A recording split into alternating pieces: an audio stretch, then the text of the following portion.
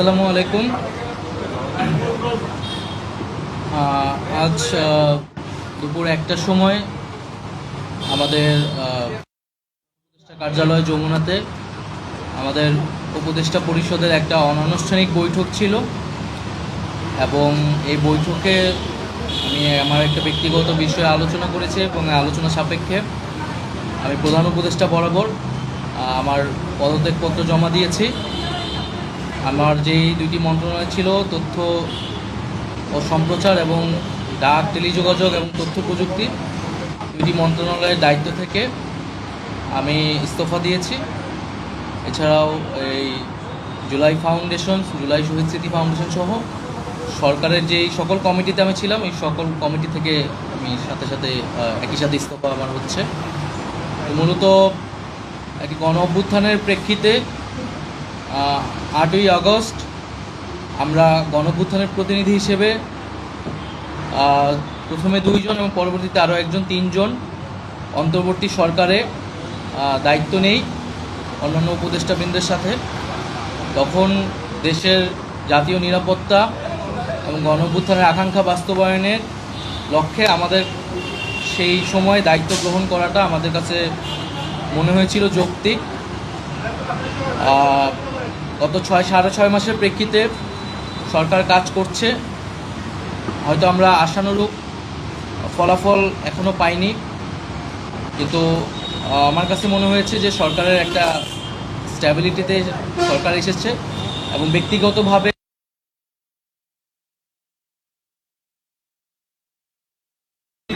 সেই পরিস্থিতিতে উত্থানের জন্য আমার রাজপথে থাকা প্রয়োজন, ছাত্র জনতার কাতারে থাকা প্রয়োজন এবং আমরা যে গণতান্ত্রিক পরিবর্তনের আকাঙ্ক্ষা করি সেই আকাঙ্ক্ষার জন্য এবং আমার যে গণ অভ্যুত্থানে যে ছাত্র জনতা অংশগ্রহণ করেছে সেই শক্তিকে সংহত করতে আমি মনে করেছি যে আমার সরকারের থেকে আমার সরকারের বাইরে রাজপথে আমার ভূমিকা বেশি হবে এবং আমার বাইরে যারা আমাদের সহযোদ্ধা রয়েছেন তারাও এটি চান এবং সেই প্রেক্ষিতে আমি মূলত আজকে পদত্যাগপত্র জমা দিয়েছি। গত ৬ মাসে আমি আমার জায়গা থেকে চেষ্টা করেছি কাজ করে যাওয়ার। ২টি মন্ত্রণালয়ের বাইরেও অনেক অতিরিক্ত দায়িত্ব আমাদের পালন করতে হয়েছে। আমরা চেষ্টা করেছি এবং মন্ত্রণালয়গুলোতেও আমরা কিছু কাজ করেছি। সেই কাজের ফলাফল হয়তো সামনে জনগণ পাবে। ৬ মাস খুবই কম সময়, তাতেও আমরা চেষ্টা করেছি আমার কাজ আর ফলাফল সেটা করবে। আজকে থেকে মূলত আমি সরকারের এখন দায়িত্বে নেই, এটি মূলত বলার জন্য আপনাদেরকে। একটা প্রশ্ন হচ্ছে আপনার পরবর্তীতে আপনার মন্ত্রণালয়গুলোর দায়িত্ব নিচ্ছে, আর একটা প্রশ্ন এসেছে আপনার প্রতিনিধিরা এখনো উপদেষ্টা পরিষদে রয়ে আছে, এই বিষয়টি এটা পরবর্তীতে এটা ক্যাবিনেট ঠিক করবে, উপদেষ্টা পরিষদই ঠিক করবে। আর আমি আমার জায়গা থেকে মনে করেছি আমার বাইরের প্রয়োজন, বাট এখনও আমাদের গণ অভ্যুত্থানের আকাঙ্ক্ষা তো বাস্তবায়িত হয়নি। বিচার এবং সংস্কারের যে প্রতিশ্রুতি নিয়ে এই সরকার গঠিত হয়েছিল, ছাত্ররা এসেছিল, সেই প্রতিশ্রুতি পূরণে অন্য যে ২ জন রয়েছে তারা মনে করছে তাদের সরকারে এখনও দায়িত্ব রয়েছে, তারা এখনও সরকারে থেকেই জনগণকে সার্ভ করবে। তারা যদি রাজনীতি করার প্রয়োজন বোধ করে তারা তখন হয়তো সরকার ছেড়ে দেবে।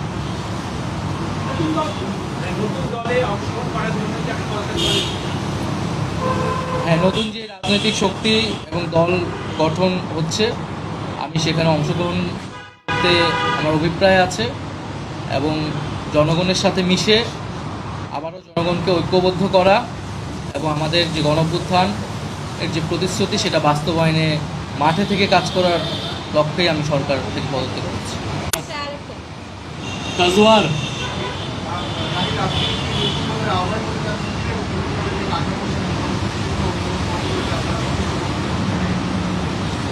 এটার জন্য আপনাদের দলটির যেদিন ঘোষণা ২৮ তারিখ সেদিন পর্যন্ত অপেক্ষা করতে হবে, সেদিনই এটা জানা যাবে। নারীদের মধ্যে থেকে একটা কোশ্চেন নিব।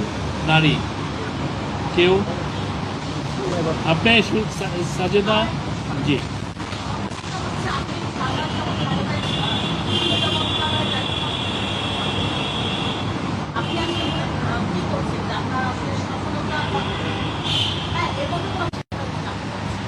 না, আমাদের তো অনেক সীমাবদ্ধতা ছিলই। আমরা সেই সীমাবদ্ধতাগুলো কাটানোর চেষ্টা করেছি সবসময়, এবং